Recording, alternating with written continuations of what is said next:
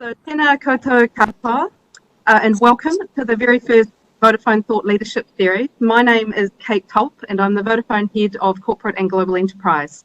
We've designed the series for BNZ as a key business partner and a customer of ours. And thank you to Cisco for being our very first foundation partner for this first event. Cisco plays a really key role in the BNZ network strategy, and your support of BNZ and this event is greatly appreciated. These sessions are designed to be short and punchy with content that perhaps challenges our lens on the world a little bit. Please feel free to make use of the Q&A function, which you can hopefully find at the bottom right-hand side of your screen. And hopefully we'll have a little bit of time at the end to get to any Q&A questions that you might have for Jim and for Ashley today. Now more than ever, it's really important to bring thought-provoking concepts to the table. And we have had a really proactive and collaborative relationship for some time now, and it's really allowed for some truly fantastic outcomes for both of our organisations. But this year has been something else entirely, hasn't it? The plans that we might both have had and the normal business rules have been well and truly shaken up by this pandemic. And this new way of working has really amplified just how critical a dynamic business response has become. And we have two dynamic speakers today. First up, we have Jim Grubb, Chief Technology Evangelist for Cisco Systems. Jim was an expert in digitisation before it was even called digitisation, and he spent most of his career helping people understand how business and technology intersect. He's an exponential thinker and a really charismatic speaker, and he currently works with most of Cisco's largest customers, helping them formulate their digital strategies. Jim is actually John Chambers' long-time product demo sidekick, and he's delivered over 400 keynote demonstrations at industry, technology and CXO events. One of Jim's key roles actually is hosting customers at the customer briefing centres, Cisco briefing centres. And this year we're all finding it a bit challenging to travel for one common reason, but inability to travel absolutely hasn't stopped Jim from delivering on this role. And you'll see today that he's got quite the professional studio set up to join us from. And our second speaker is Ashley Fell, Social Researcher and Communications Director with the internationally recognised Mccrindle Research based in Sydney. Ashley is a very experienced TEDx speaker, and if you'd like to hear more from Ashley after she's spoken today, I'd thoroughly recommend watching some of her TEDx talks that you'll find on YouTube.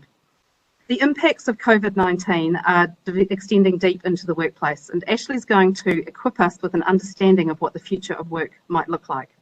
She'll be drawing on research around the impacts of COVID-19, looking at the trends and future for organisations and helping them reimagine themselves now.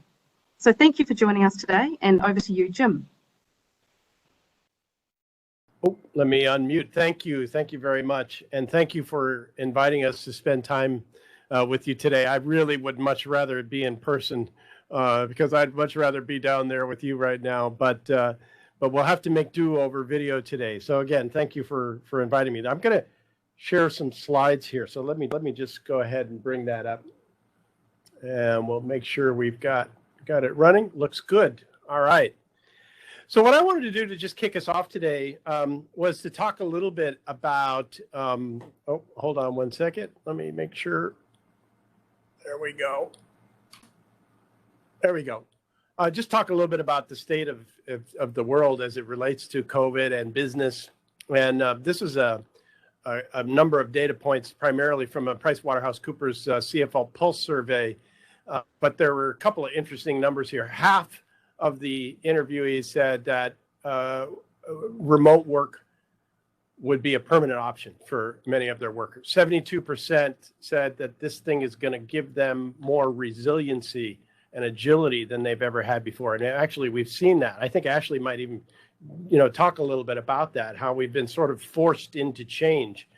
And then ultimately, 56% of the CFO says that they feel like it's going to position them for better in the long term. At the same time, and of course, we're a cybersecurity company, there's been over a 600% increase in cyber attacks because the attackers have felt, they're not behind the corporate firewall. It's going to be easier for us. So we've really seen that. We've seen a lot of movement toward cloud and acceleration there. And then just the cultural piece, which I'm really going to leave for the expert, who's Ashley, who's going to speak in just a moment here. But these things are all affecting us. And now I'm a technologist, and I think about technology in terms of how it affects us and how technology and business come together. And so I've kind of split this into 4 time horizons. The emergency response, which most organizations have gotten through. The reflect period, which is the time between now and when we get an effective vaccine or effective treatments. The reimagine period being the beginning of the new normal, and then how we move from that hopefully into a very strong rebound once we do get a vaccine. I'm praying that comes fast. So I just want to split this up and spend 1 minute on the reflect period. There's a couple of technologies that Cisco offers that could be interesting to the bank in this time.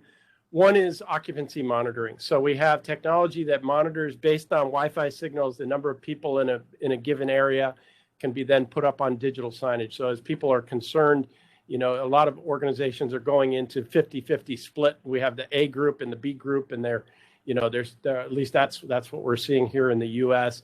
So this allows you to put that data up, make people feel safe. There's also proximity monitoring, which allows you, and reporting, which allows you, if you have someone that tests positive, you can go back and tell the other people that were in close proximity to that person that they need to quarantine. So this is, again, using the location services. These technologies, by the way, have been in use for some time. They've recently been repurposed, but this is an example of telematics or data that allows you to see, for example, who's in the bank, how old are they, what's the general age, are they male or female? This is all based on video analytics. Are they angry? Are they happy? What type of device are they on? How many visitors per hour? This is an example of applications that were already built for this type of thing, but can also be used to do things like social distancing and proximity detection. You can even create heat maps to show where you might, this is a manufacturing floor, but you can show where you might have a hotspot.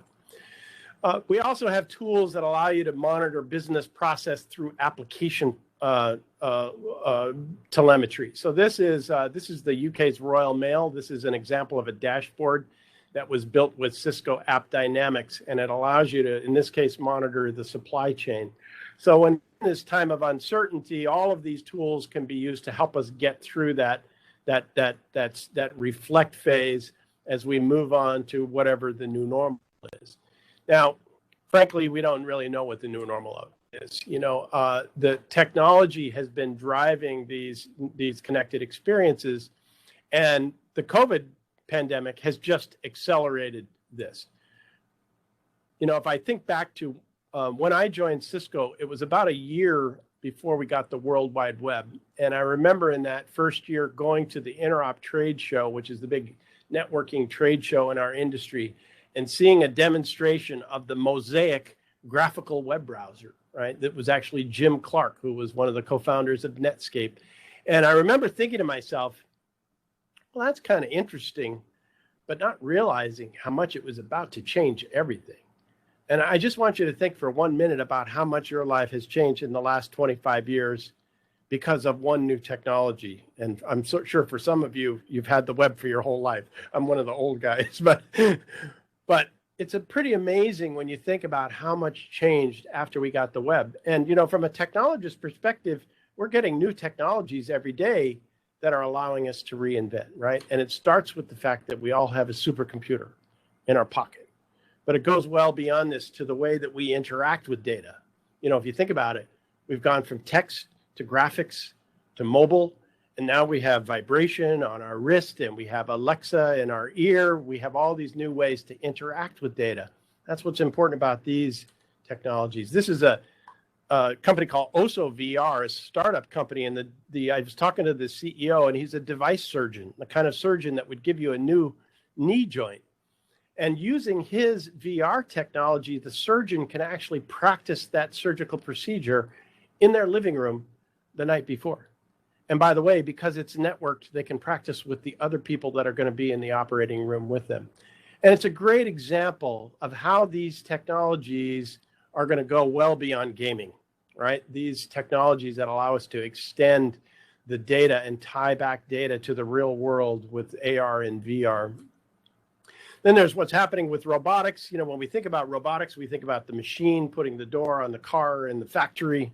But this is a robotic-powered bodysuit designed to give your muscles 30% extra strength. Now, they're targeting the aging population, people like me that need a little boost getting out of the chair. But this bodysuit also has a self-driving computer built into it. And if you've lost your balance because you've had a stroke, this bodysuit can help you get your balance back. And it's remarkable all by itself, but it's another example of how technology is augmenting our human capabilities. You know, we're going to lose a lot of jobs to automation. There's no question. We're going to automate everything that can be automated, will be automated. But the technology is allowing us to move to the next thing, the next jobs, the next capabilities. And this is a great example of that. The bodysuit gives your muscles extra strength. The tools of, oh, by the way, this is one of 2 companies working on these bodysuits, which are shipping now, by the way. This is not in the future. This is not out of science fiction. These products are shipping now. And then, but the bodysuit enhances your muscles. The tools of AI and machine learning, these enhance our brains. They give us infinite memory, infinite recall. Think of how long it took for us to develop the frontal cortex of our brains, and now we have the data from the entire recorded digital history available at the fingertips of the practitioner. Think of how smart that makes you.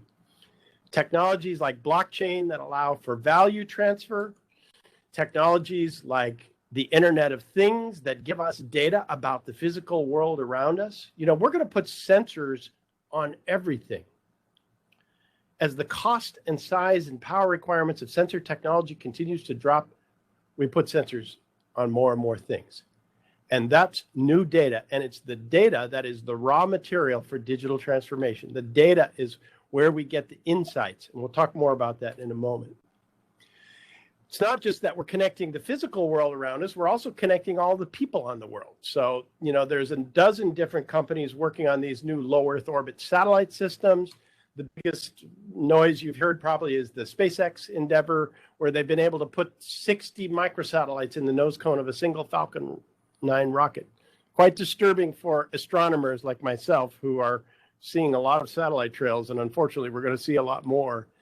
But this is going to provide high-speed, low-latency internet service to every corner of the world. And there's lots of competition. Amazon is getting into this low Earth orbit satellite race. You've got internet.org, which is a nonprofit that's been working on an alternative to satellites. This is their flying wing called Aquila.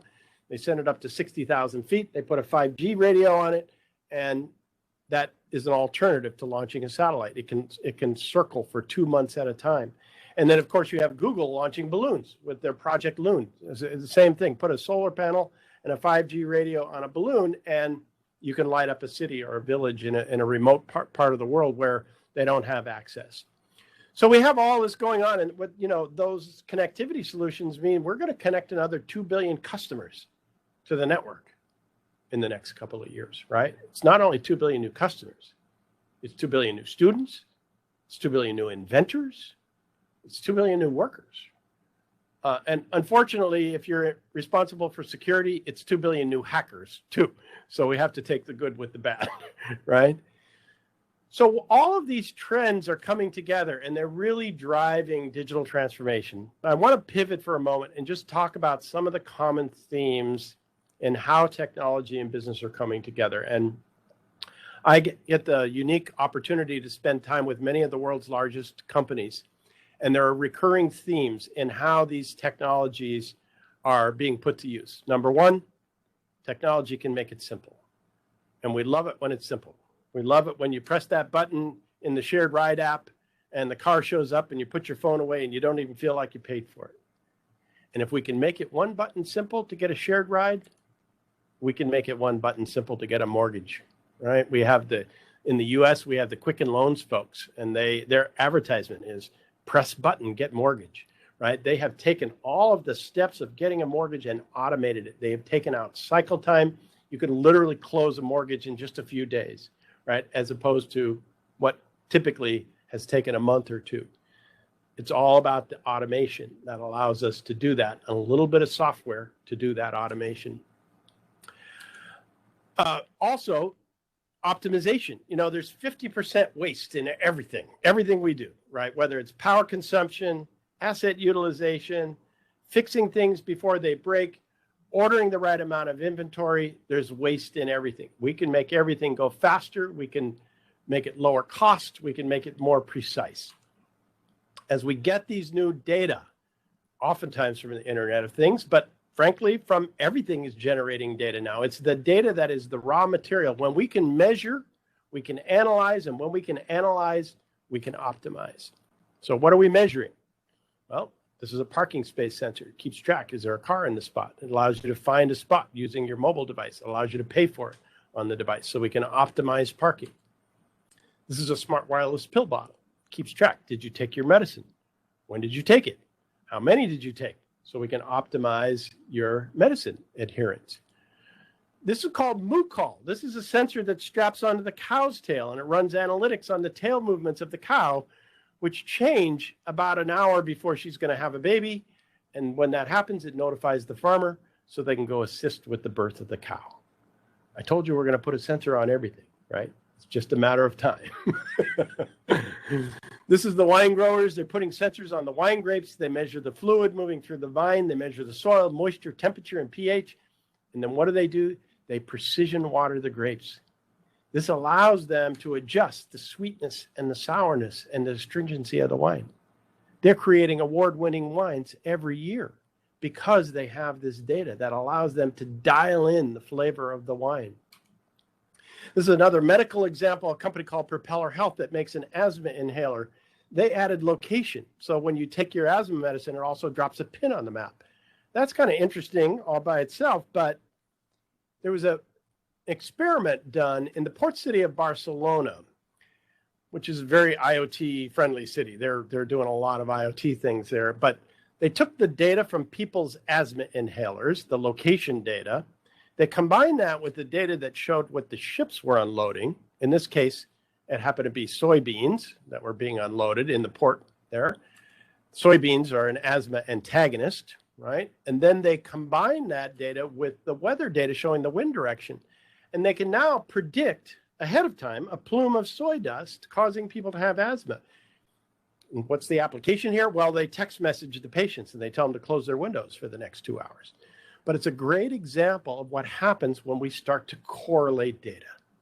We can start to see things that we could never have seen before, right? This is super important. This is why tools like Tableau are becoming so popular, because people, it's not the data that's valuable. It's what it tells you that allows you to make a better decision. It's what it tells you that allows you to create the next level of customer service or support, right? And that's why we're using these tools. Now, today, the way we use these tools is relatively static, meaning we collect all of our data, we run our analytics on it, we create a beautiful graphic like this, but then what do? We put it onto a PowerPoint slide and we bring it to the meeting. That's the past. The future is about giving those data and insights to people in real time at the point of work. And that brings me to my last topic here, which is that topic of moving people to higher value work, which, by the way, is also where the new jobs are going to come from as we automate a lot of the older jobs away, right? But how do we use technology to make us stronger and smarter and more insightful? And it's often the wearable technologies that are enabling this. Now that we can put vibration on your wrist or give you a heads-up display with the contact lens, we can put data into your line of sight, or we can put it into your ear, for example. There's by the way, the augmented reality, virtual reality today, it looks like this picture over here. You have to put all this headgear on and everything.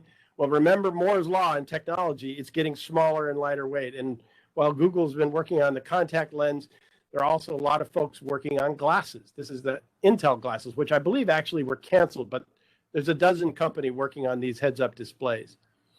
These also have head tracking in them, right? So I think privacy is bad now. It's going to get worse, I'm afraid, right? But it can be advantageous because if I know where you're looking, that's context that helps me to filter the data, so I give you the data exactly you need at the right time. So here's an example. Sorry, I'm in my home office and the Amazon truck just showed up and my dogs are barking. So apology if you can hear that in the background. But these glasses have, like I say, they have a head tracking device. Now, if you take that and combine that with the location data that we saw in that earlier application that helps you, figure out where people are in your retail establishment, for example, and then combine that with the insights in the data, and you get what I call dynamic contextual computing. This is about giving people exactly the data they need, exactly when they need it. So let's take a look at a couple examples of that. Now, while many of us learned about augmented reality from this silly time-wasting game, anyone besides me waste time?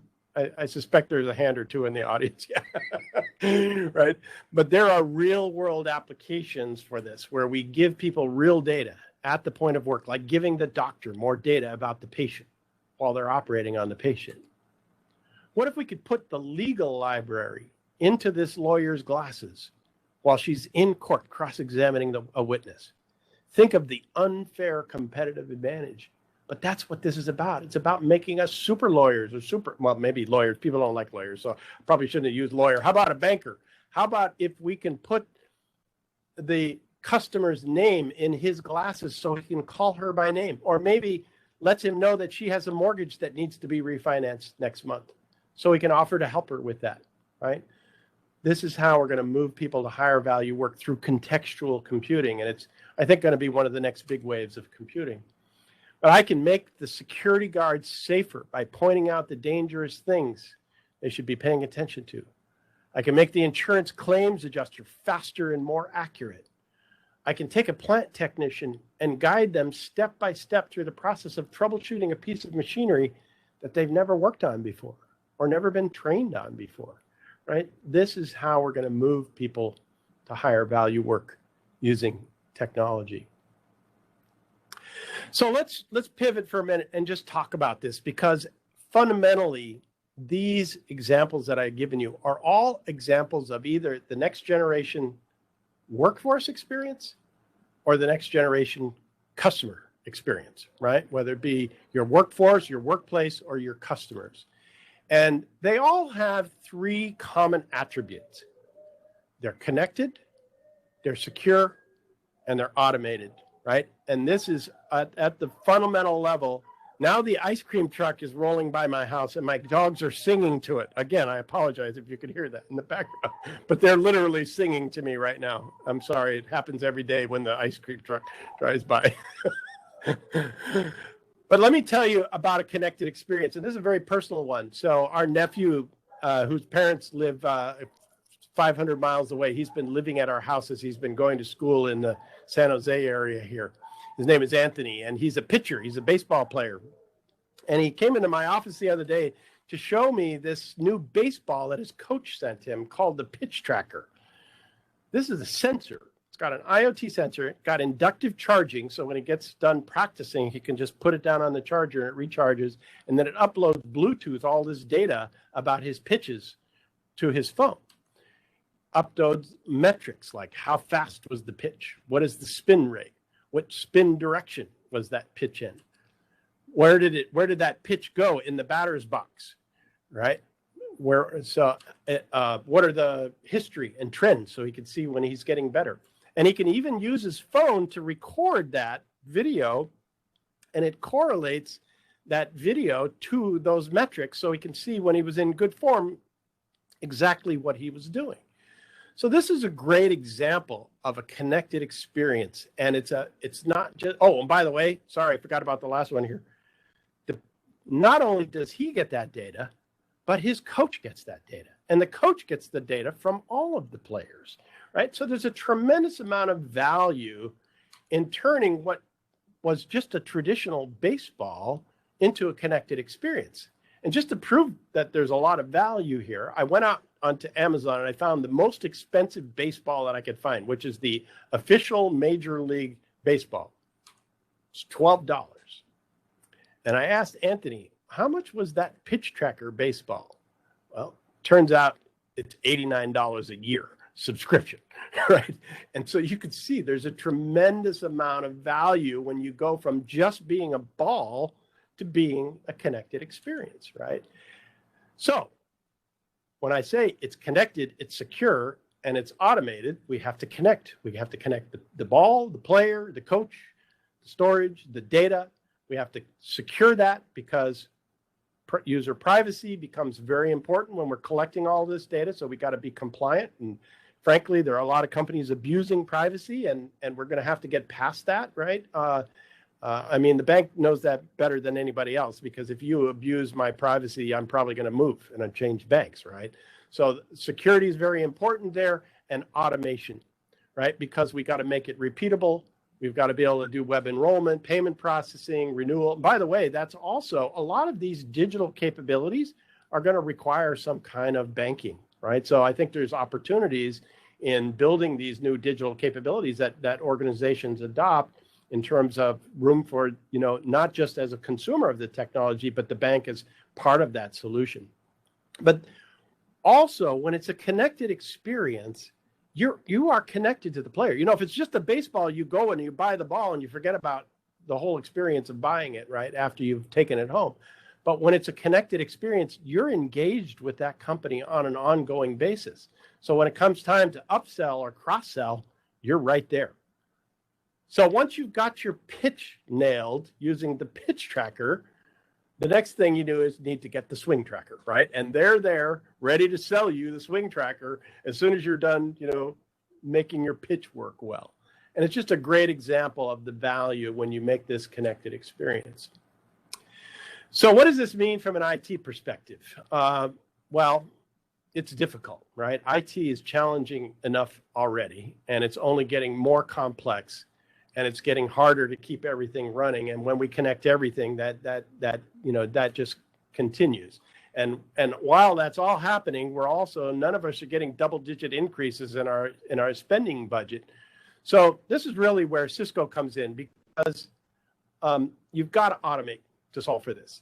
And these are the 4 areas that we have been focusing on in our portfolio. Helping our customers reimagine their applications. If you think about it, what's my relationship with the bank? It's how well the app works on my mobile device, right? Securing that data, transforming the infrastructure, and that's where the automation comes in, and then empowering collaboration and people interactions. Because as you're about to hear from Ashley, this is not just about the technology, right? It's also about the process and the people and the culture, which are actually the harder parts. The technology part is the easy part, right, to solve for.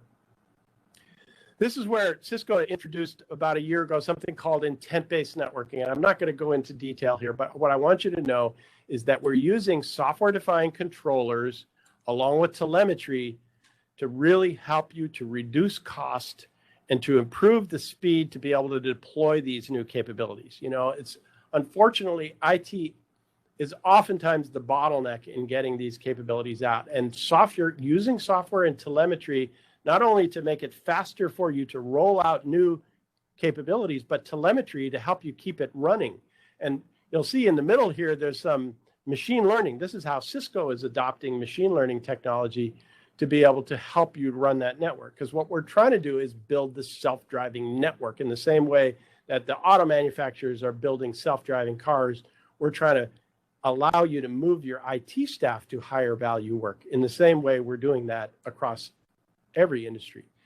So we've been building these controllers in the wide area network, the access network, the data center network. Again, I'm not going to go into detail. We've recently extended this capability up into the cloud with something we call ACI Anywhere, which is a software-defined controller for the cloud. We've extended these capabilities into the public 5G network. So when you want to use that same software that you might use to provision your local network, you can now do that on these new 5G networks that are being built.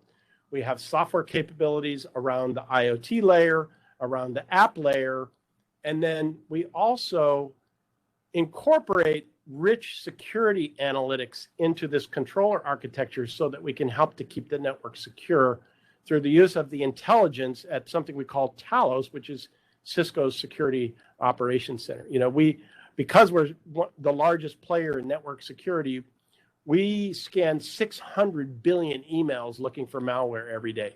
And that's a rich set of telemetry that we use to keep track of where the bad guys are. And then finally in this, it's all open and programmable. So when you want to build the custom capabilities, you have the ability to do that. At the end of the day, what we're trying to do at Cisco is to build this self-configuring, self-healing, self-protecting, self-optimizing network. Allow the machine capabilities to do the repetitive, kind of boring stuff that the IT staff used to do, so you can free them up to work on all of the amazing things that are still yet to be invented in front of us. And that's really what we're trying to help our customers with. So with that, next step, we have Ashley Fell. Ashley is a social researcher, author, TEDx speaker, and the communications director at Mccrindle, and much more compelling speaker than I am. And I'm sure you'll be happy to have a break from me. She's going to talk with us a little bit about how to reimagine your organization in a post-COVID world. Ashley, why don't you take it over? Thank you. Thank you very much, Jim, and good morning, everybody. It's a delight for me to be sharing with you this morning. As I do, I'm just going to bring up my PowerPoint slides. So let me just do that.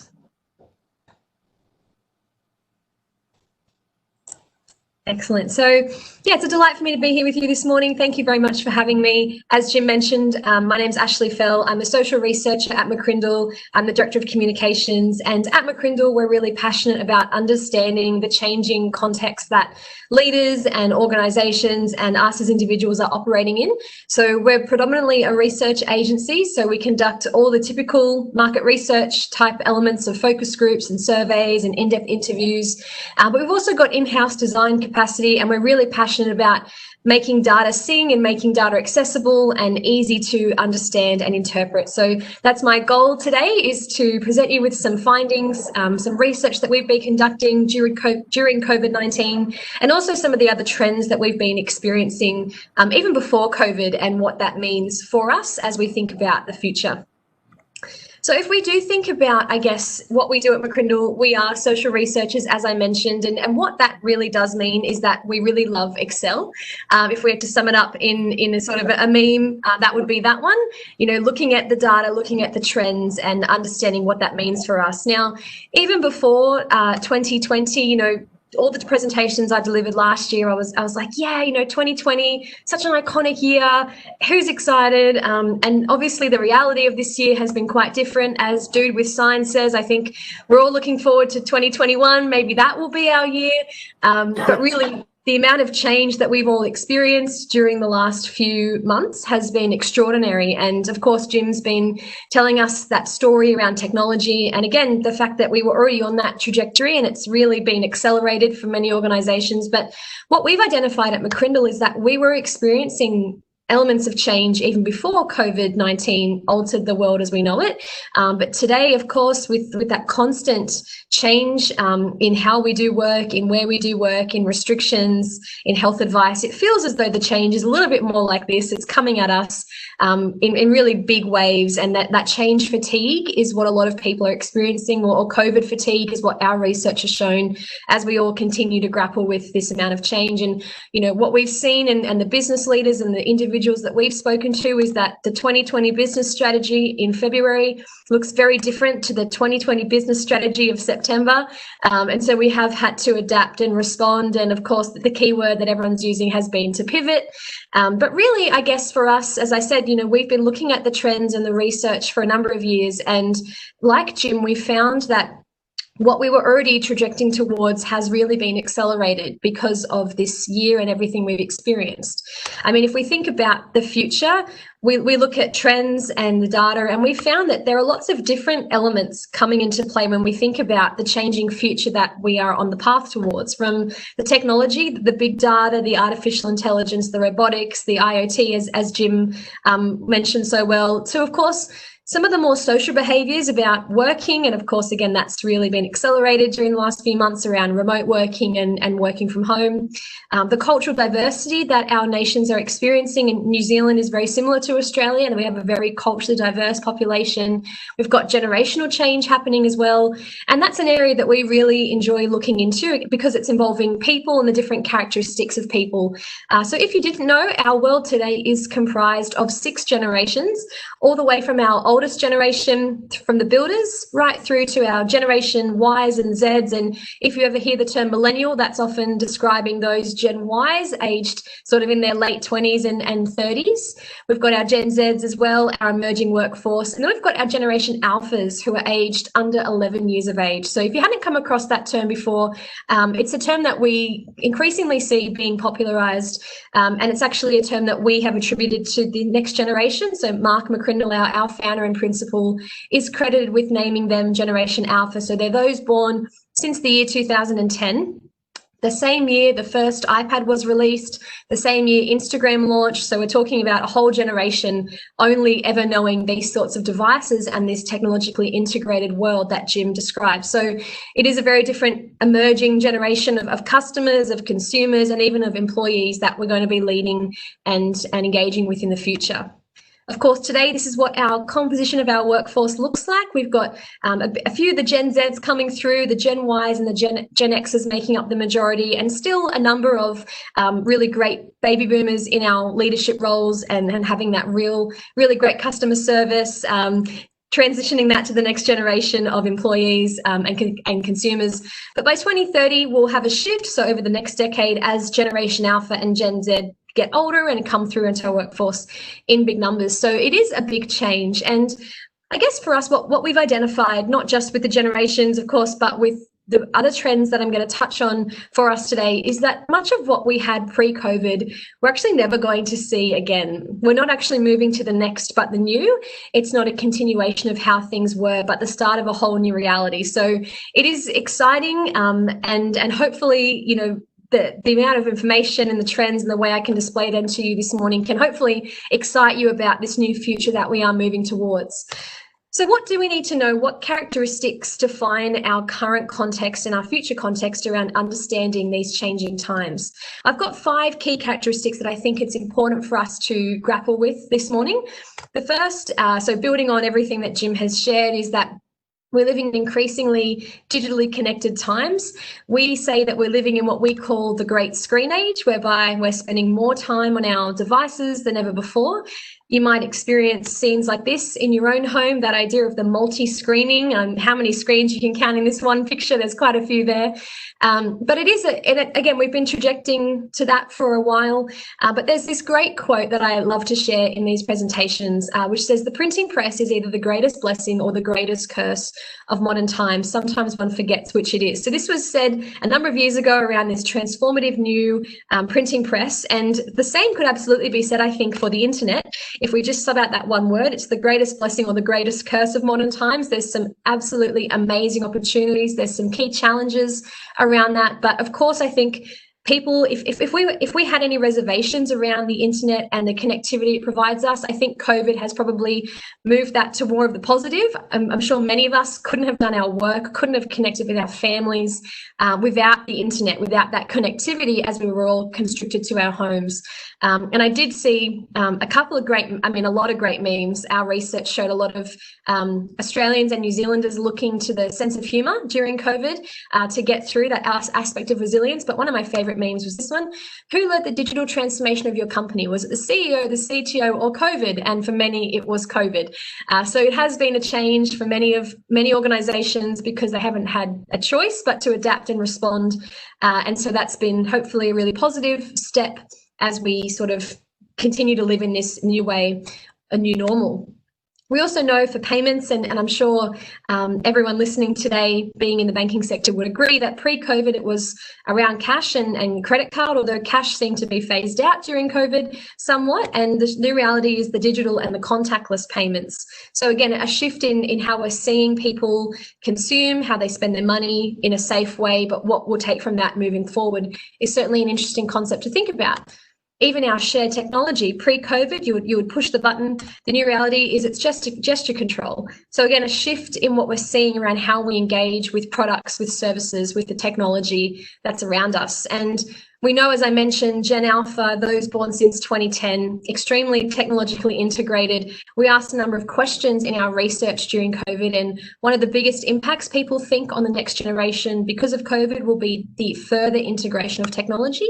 90% of those we surveyed believe this experience will cause technology and screens to become more integrated into their lives in terms of their being the next generation. So it is a shift in how we do life, how we engage with products and services, brands and organizations, and even our workforce. But so much so, I mean, I think this next slide is a bit of tongue-in-cheek, a bit of humor for us, but I do think this was already happening before COVID, and it's probably, again, accelerated that. You know, if you asked what the 3 biggest fears were a number of years ago, you might have said heights and snakes. But today, one of the biggest fears, particularly for our emerging generations, would have to be the low Wi-Fi symbol, whereby we can't connect to the world around us. But even more than that, the buffering circle, when we have to wait for something to load, is of grave concern in this increasingly digitally connected world.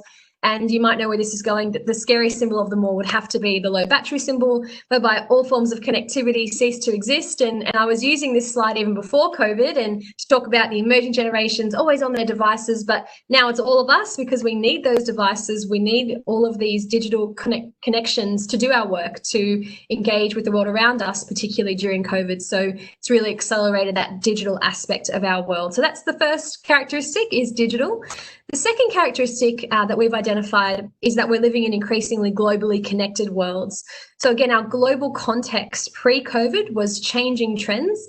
The new reality is continuous volatility as we all seek to adapt and respond to this rapidly changing world. And it's made us more connected globally than ever before. I just want to depict to you visually over time what this looked like even before COVID. So this top photo here, it was taken in the year 2005. It was taken outside the historic location of the Sistine Chapel, and it's people gathering for the inauguration of Pope Benedict. Now, fast forward 8 years later, and it's people gathering in the exact same historic location, but for the inauguration of Pope Francis.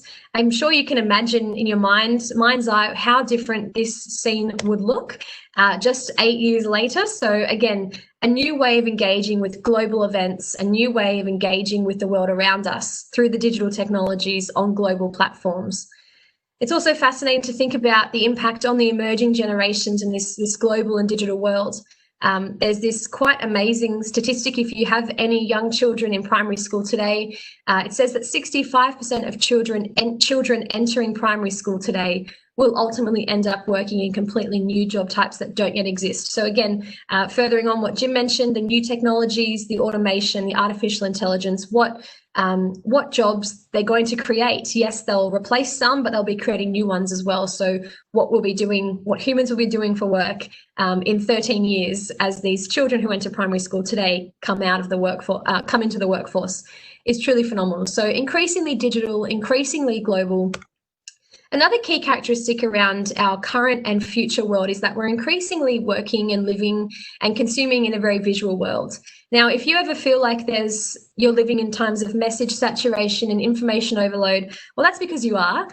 There is this quite phenomenal statistic which says there's 4.7 quintillion bytes of data created every single day, and that's more data in the last 2 years in the history of civilization. So increasingly, we've got more data to access, more information, more messaging. And I guess, as Jim mentioned, the role of technology is to make our lives more simple. And for many of us, before COVID, we were looking for that.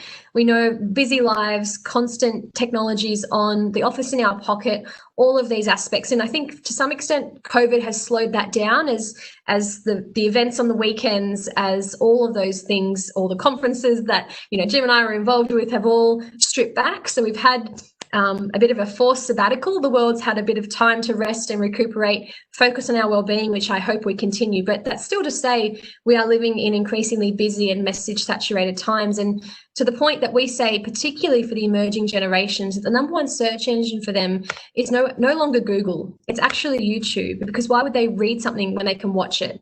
So a shift in how our consumers and our customers and ourselves want to engage with content and data and information, making it visual. That's our increasing expectation as consumers today because of technology, because it's made everything so simple and consumable. We then expect that of other areas of our world, our banking, how we engage with products and services. We expect that to be immediate, we expect that to be simple, and we expect that to be visual. Now, if you are leading a team, communicating with clients or customers, I think it's important to let you know about one Gen Z slang term I've come across lately. It's not the most positive term, and it's more millennials perhaps, but it's this one. It's TLDR. It stands for too long, didn't read. So we want to make sure when we don't, our communication, our marketing, our messaging is not that. We want to make sure that it's engaging, that it's visual, that it's not too long to read, but it's something that people can engage with and consume easily. So the fourth characteristic of our changing world is mobile. And again, we were moving towards this before COVID, but particularly around the flexibility, the working from home, that's really accelerated this. I was reading a study recently from the Human Resources Director, a New Zealand study, which said 9 in 10 New Zealanders hope to continue working from home in the future in some way. So we predict that a lot of companies, a lot of organizations will adopt more flexible working conditions. Although that is to say, it's not to say that it hasn't been hard for those of us who have been working from home, especially if you've got kids. That can be quite difficult. So I've seen some creative, some innovative ways to respond to that during the pandemic. May not endorse this one entirely, but there is some ways we can do that, and some challenges that we do need to overcome if this working from home is going to be a part of our regular future, which we really do believe that it will be. But again, this mobility, particularly around job mobility and career mobility, was something we were seeing, particularly with the emerging generations prior to COVID as well. I mean, you and I might have gone from school into further study, then into our chosen profession, a very linear career trajectory, whereas the career trajectory today of a young person looks a little bit more like this. There's lots of options available to them. There's options for further study. There was the option of traveling overseas, and so we'll look to see with eager anticipation what that looks like in the future for all of us, but especially for those emerging generations, that gap year, that rite of passage, what that's going to look like. But we do know, based on the average tenure of 2 years and 9 months of people staying with one organisation in one role, I should say, actually, if we extrapolate that out over the lifetime of a school leaver today, it's predicted they could have at least 18 jobs across 6 careers in their lifetime. So phenomenal career mobility, and the gig economy plays into that, this entrepreneurial generation, the ability to start a side hustle, all these ways of working are really impacting, I guess, the career outlook of the next generation. The only thing it seems, though, that the emerging generations aren't moving more frequently is out of the family home. Now, I'm not sure if anybody here parents the Gen Zs or the millennials. You might know that they're delaying those life markers of getting married, having children, flying the nest. And so that's why we, myself, a millennial being included, have been labelled a generation of kippers, which does stand for kids in parents' pockets eroding retirement savings. So there is a lot of mobility for the most aspects of our life, but sometimes not always. So that's the fourth characteristic. And the final characteristic is that we are increasingly becoming more social. And I think COVID has really highlighted that to us. When we couldn't go out and meet with friends and connect with the world in the way that we used to, we really felt that. We also found during our research, we conducted a survey of New Zealanders during the pandemic, and we found the aspects of the Kiwi spirit that New Zealanders have seen during this time were around people pulling together for the greater good, kindness and friendship, a sense of achievement that we can do this, positivity, and a sense of humour. So those aspects of resilience, of social, of still collegiality and community spirit, even while we had to be separate for that time. And of course, now a lot of our conferences like this one, and events and team meetings, there's still that social aspect of our workplaces that's really key.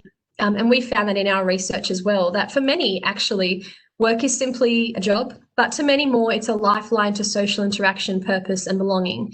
And around working from home, a lot of people miss that opportunity to connect with people in their workplace, to have those opportunities for collaboration, those relaxed moments around the tea or coffee making facilities, whereas on Zoom, on these platforms, it's a bit more, let's just get down to business and get it done.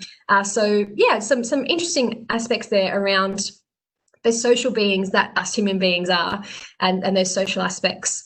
So what does all this mean for us? What do these changing trends mean? I've got just a couple of implications for us, which I wanted to share.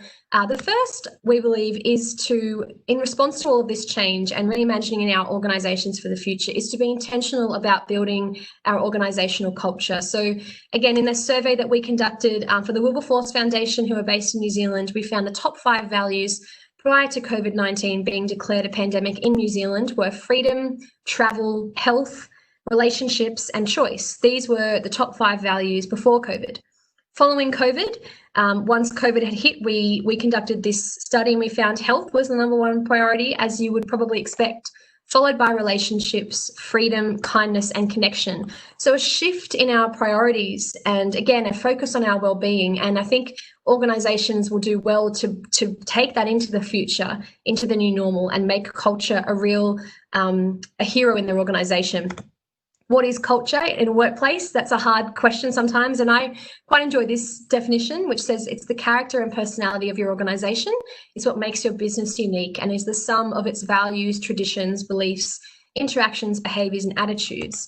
And the outworking of culture happens in all the different things, from management to leadership, to the practices in a workplace, the communication, the work environment, the mission, the vision, and the values, the people, and the policies and the philosophies.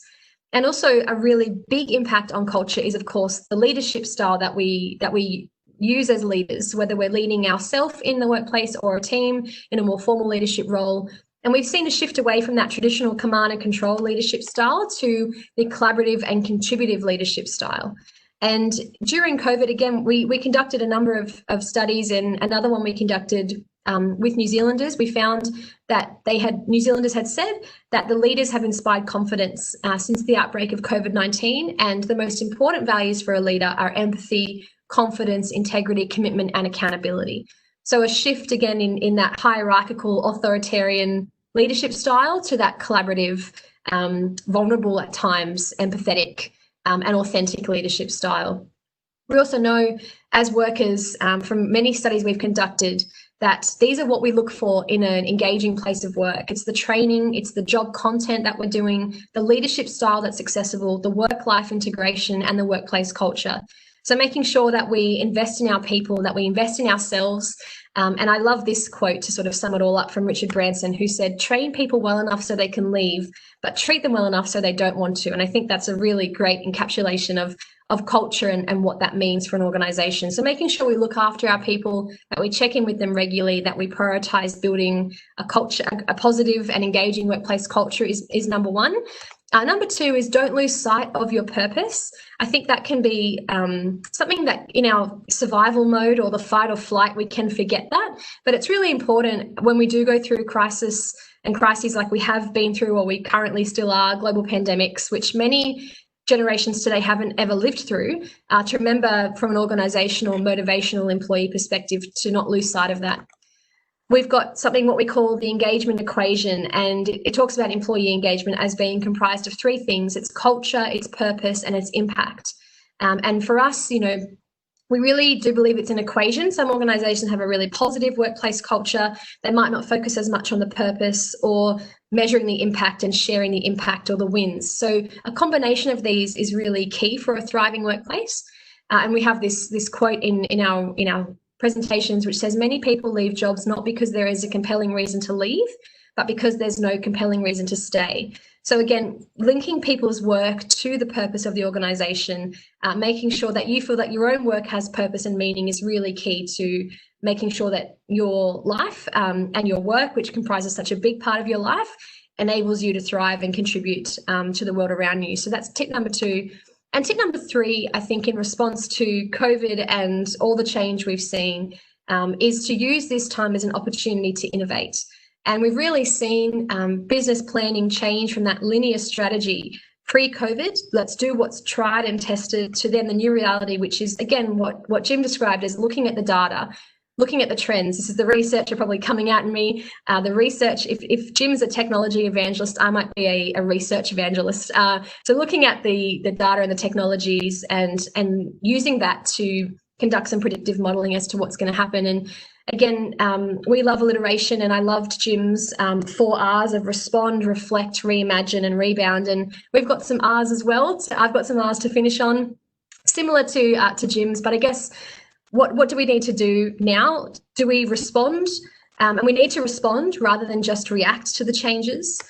We need to refocus and think about our strategy moving forward, not just resume and do things the way we always have. And also to reimagine the new rather than just rebuild the old. And I love this quote from Winston Churchill, who said, "A crisis is a terrible thing to waste." And yes, it's been difficult and there's been challenges, but it does provide us an opportunity to stop and to reevaluate what we've done. And just one more quote to finish on, which I've seen a few times during COVID, and I think it really helped me as well. Just think about all the change we've experienced and what this means moving forward. The quote says, "Are we really waiting for a return to normal, or are we ready to build something different?" And hopefully that's an exciting prospect as we think about the future and in reimagining our organisation for the better after COVID-19. So I just wanted to share one more thing, and it's just a really quick link. If you're interested, Mark Mccrindle and I have just finished writing a book called Work Wellbeing, Leading Thriving Teams in Rapidly Changing Times. So you can take a photo of that QR code if you're interested in finding out more about the book, but we delve a lot deeper into these topics around leadership and culture and workplaces and the future of work and what all this is going to mean for us as we move out of the pandemic. So yeah, thank you very much for your time today. It's been a delight to share the presentation with you. And I'm going to hand back over now to Kate to wrap us up. Can I just emphasize something that you said at the end there that I think is super important before I hand it back? This concept of using now to move forward is super important, right? And look, we've learned that large established organizations, which typically have inertia, can break through of that inertia. And we've seen it happen because we've all been forced, to move, right? So let's take the good stuff that we learned in this. And that's one of the good things that we learned, is that we can be super agile. And also, frankly, the next several quarters, who knows what's going to happen, from an economic perspective. So why not take risk now? Like, now is the time you get permission, right? And we have this newly found agility. Let's take advantage of it. It's really the time. Thank you. Absolutely. That's a really insightful talk, Ashley. Thank you. Thanks. 100% agree with the Jim, and absolutely fantastic. Thank you so much to both of you. So I think, unfortunately, we're going to be out of time to do justice to the questions. There's a couple, though, that I think we'll get back to. Steve has asked them, so we'll come back to you, Steph and Tanya, with your questions that you've asked, which I think primarily are for Jim around some of the technology. I just wanted to say thank you very much to the both of you. It's been a very insightful hour of my life this week. I'm really grateful. I think that seeing things like that, also VR, the digital surgeon, and where that's taking us, really speaks to the to what you said, Ashley, about kids are leaving school, entering school now, will be going to jobs that don't even exist. Who would have imagined that your surgeon's at home practicing surgery the night before using a VR unit a few years ago? I'm pretty excited about the robotic powered bodysuit. I definitely need one of those. That's going to be exciting. and really bringing it all together, Jim, with when you spoke about the glasses and being able to track head movement, I'd definitely be buying a pair of those. But the fact that it's dynamic contextual computing is really important and a really interesting thing for us all to be thinking about, and how it creates an unfair competitive advantage. And I think that's absolutely critical. I love the story about going from being the ball to being the connected digital experience of the ball. That's a fantastic way for us to take those thoughts away. And then Ashley, well, I loved everything that you've got to say, because it's my kind of gig as well, thinking about people and how we help them have amazing lives. But I love that piece at the end about reimagining the new and not rebuilding the old. And I think that's probably the opportunity for all of us who are here listening to this today and thinking about what our role might be in that as leaders of large organisations. So thank you so much. Thank you to the BNZ team for joining us for this very first Thought Leadership series. We really hope that you enjoyed it, and we welcome your feedback and your thoughts about how these are running. Ma te wā, and goodbye. Thank you.